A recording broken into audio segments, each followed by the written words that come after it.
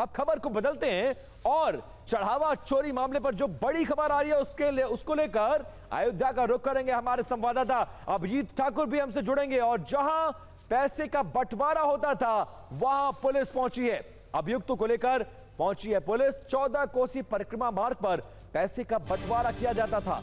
Police के मुताबिक अविनाश शुक्ला ने वो जगह दिखाई है, रोज मंदिर में चोरी होती थी।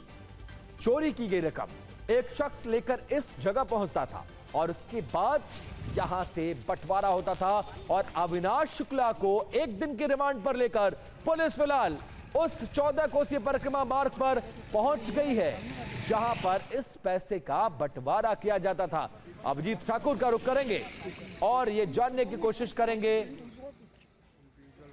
कि क्या हो रहा है। अभिजीत हमारे साथ लाइव जुड़ गया। अभिजीत, एक तो लाइव तस्वीर दिखाइए, वहां पर कितने पुलिसकर्मी हैं, अविनाश शुक्ला भी वहां पर पहुंचा हुआ है, क्या कुछ पुलिस कह रही है, सोर्सेस क्या कह रहे हैं? यही वो जगह है जहां पर पैसे का बंटवारा होता था, रोज चोरी की रकम आती थी और एक दिन के रिमांड में और कहां ले जा सकते हैं पुलिस अविनाश शुक्ला को?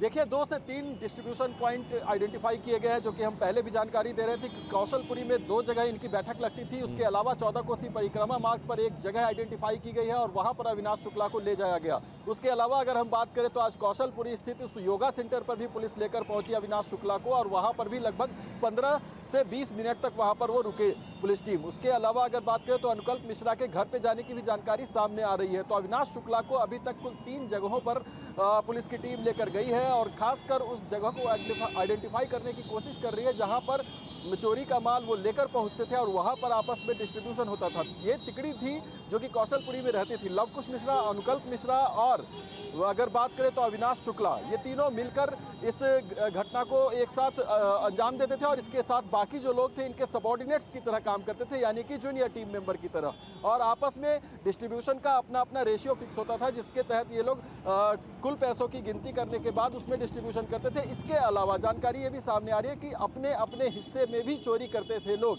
यानी आपस में भी चोरी का खेल चल रहा था। इस तरह की जानकारी सामने आई है। तो तमाम पूछताछ जो आज अविनाश शुक्ला से हुई है वो इसी बात पर हुई है। अभिजीत, एक बात ये बताइए कि ये सारी कहानियां जैसे जैसे सामने आ रही हैं, सवाल ये उठ रहा है कि जब खुलेआम चोरी होती थी तो अनिल मिश्रा, टिन्नू, चंपत राय ये कहां रहते थे? कैसे इनको ऐसा हो सकता है कि महीनों से चोरी हो रही है, लाखों की चोरी हो रही है, रोजाना बंटवारा हो रहा है, आपस में चोरी हो रही है, कानो कान किसी को खबर नहीं? ये कहानी कितनी गले उतरती है और आने वाले दिनों में अयोध्या में और क्या कुछ होता नजर आ रहा है आपको?